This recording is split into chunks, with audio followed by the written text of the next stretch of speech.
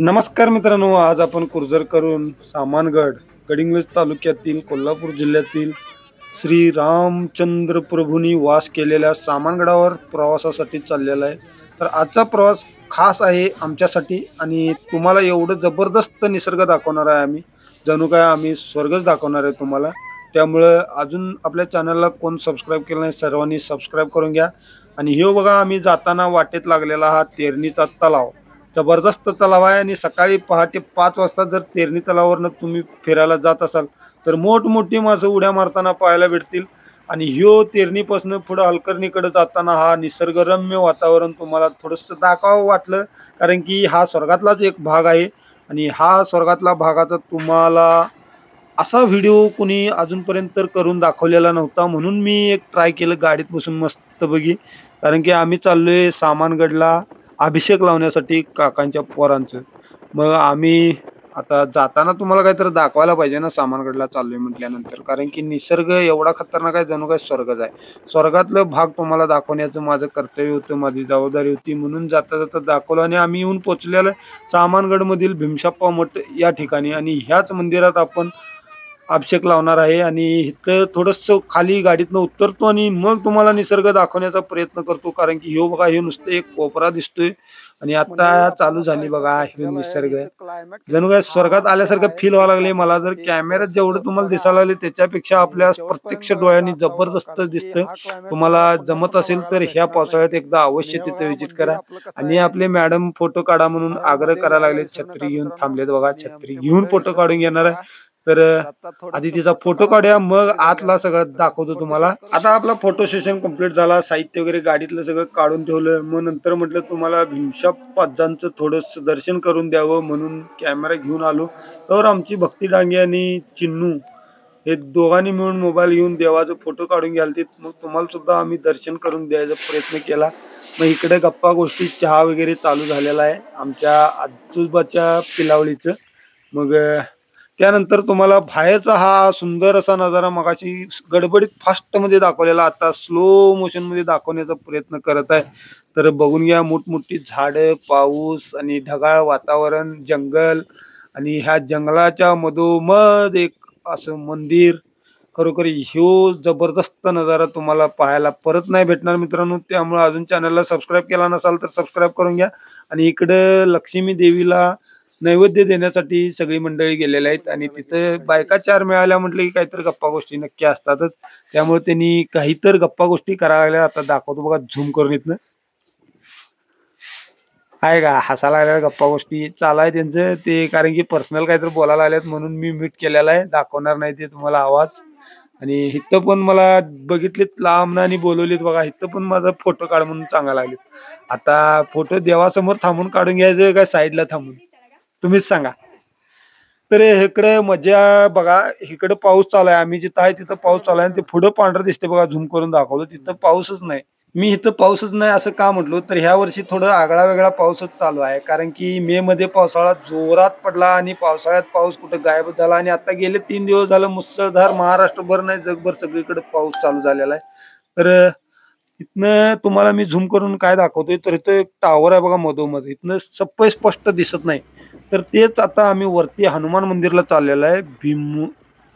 त्या मंदिराचं नाव भीम, माझ्या पण लक्षात येईना. थांबा, तिथं बोर्डावर नाव आहे, जाऊन सांगतो तुम्हाला.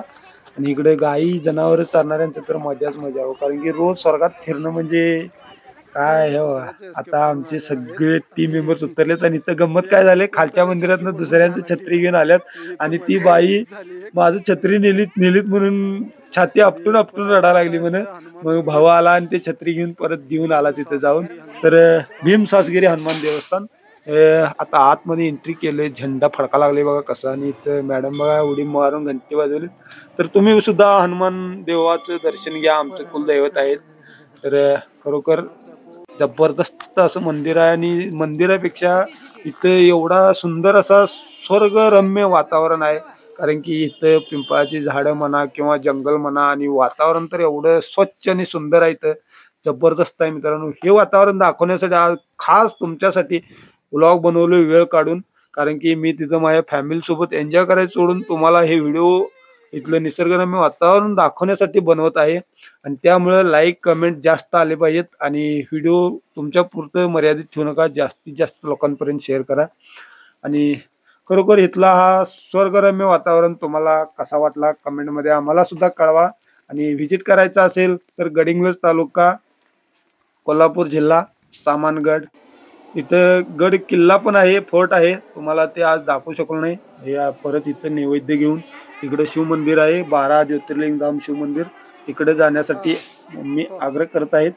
तर आम्ही ते घेऊन तिकडे निघालेलो आहे आणि इकडे दादा भिजल्यात वाटतं, जरा टॉवेल घेऊन पुसून घेत आहेत आणि हे बघा इकडे आपले सगळे टीम चाललेला आहे आणि आमच्या आजोबाची पिल्लावळी माझ्या सहित इकडे महादेव मंदिराकडे चाललेला आहे. 12 ज्योतिर्लिंग धाम महादेव मंदिर इथंच आहे आणि इथं फक्त महादेव मंदिर नाही, मुक्तीधाम म्हणजे स्वामी समर्थ, दत्त महाराज, परत ब्रह्मदेव म्हणजे बाकी सगळ्या देवांचं इथं तुम्हाला दर्शन होतो मित्रांनो. आणि पाऊस तर एवढा पाऊस आहे मित्रांनो, इथं सांगतो सकाळी आल्यापासून सुटकाच नाही त्या पावसाला. एवढा जबरदस्त पाऊस आहे आणि इथं थोडस पाय घसरा लागलेले.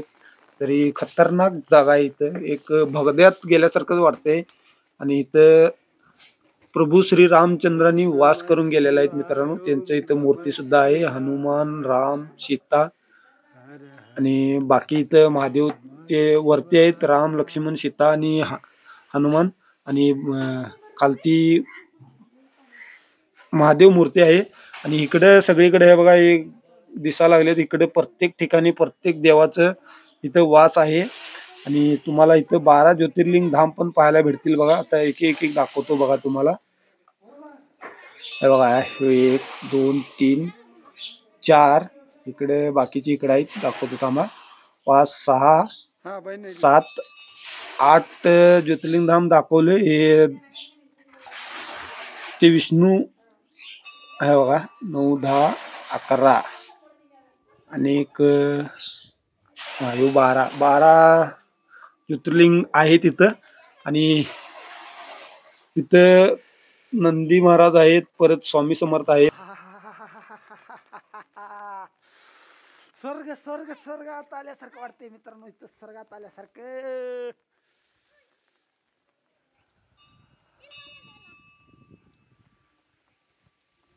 हे आलो, थांब की रे, चल.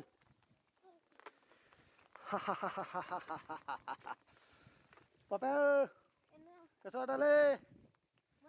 मस्त. आता वरती स्वर्गाचं दर्शन तुम्हाला करून दिलं आणि स्वर्गामध्ये वास करणाऱ्या सर्व देवांचं दर्शन सुद्धा इथं तुम्हाला करून देत आहे. तुम्हीच बघून घ्या. प्रत्येक मूर्ती वेगवेगळ्या आहेत, प्रत्येक देवांचं इथं स्थान आहे, आगमन आहे आणि तेच दाखवण्याचा प्रयत्न मी तुम्हाला केलेला आहे या व्हिडिओमध्ये. आणि खरोखर अजून चॅनलला आपण सबस्क्राईब केला नसाल तर सबस्क्राईब करून घ्या, कारण की आम्ही असे व्लॉग तुम्हाला दाखवण्यास समर्थ ठरू शकतो. जेवढा तुमचा प्रेम प्रतिसाद भेटेल तेवढं आम्हाला सुद्धा चांगलं वाटेल. व्हिडिओ रोज रोज बनवायला, असे व्हिडिओ वेळ काढून बनवून तुमच्यापर्यंत पोहोचवायला छान वाटेल.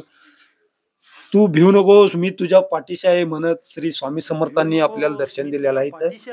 तर हे मुक्तीधाम कसा वाटला ते सुद्धा सांगा. आणि खरोखर आपली पोरं तर एवढे एन्जॉय केली, तिथं जबरदस्त एन्जॉय केलीत मित्रांनो. आणि ह्या प्लेसला पावसाळ्यात खरोखर जाण्याची मजा आहे, ते उन्हाळ्यात जाण्यात मजा नाही. यात्रेत सुद्धा एवढे म्हणजे गर्दी एवढं अफाट असते ते यात्रेत महाशिवरात्रीला. खरं त्या वेळेपेक्षा ह्या पावसाळ्यात श्रावण मध्ये जाण्याची जी मजा आहे ती मजा कशात नाही.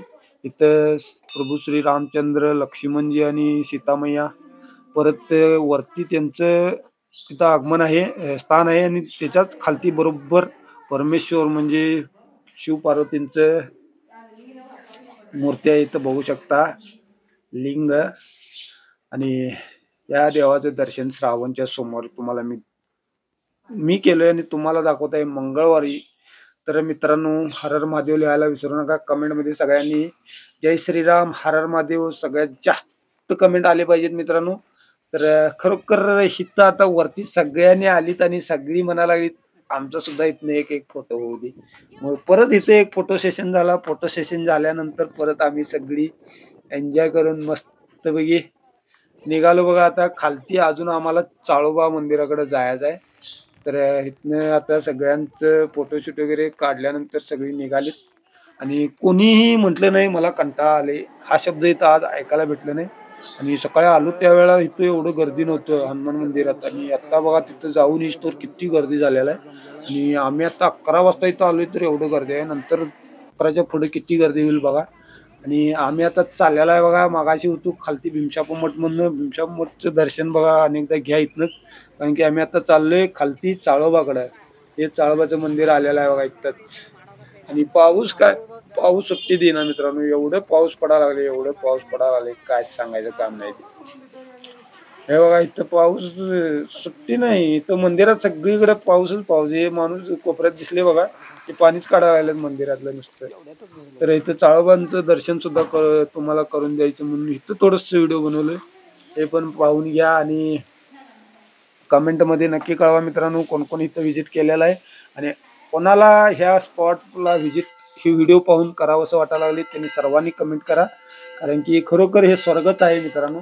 आता मी तिथं काल त्या पुजाऱ्यांना विचारलो तिथं वरती, तर दिवटी पुजारी आहेत तिथं. त्यांनी म्हणायला लागले मार्च मधनं आम्ही अजून ऊनच बघायला नाही, म्हणजे एवढा पाऊस आहे तिथं. आमच्याकडे पाऊस पड म्हटलं तर पडत नव्हतं, तर तिकडे रोज स्प्रे केल्यासारखं का होईना रोज रोज पाऊस आहे. आम्ही दड्डीच्या धरणावर येऊन परत घट्टप्रभा नदीचा सकाळपेक्षा पाण्याचा प्रवाहही वाढलेला आहे आणि पाण्याचं कॅपॅसिटी वाढलेलं आहे तेच दाखवलं मित्रांनो.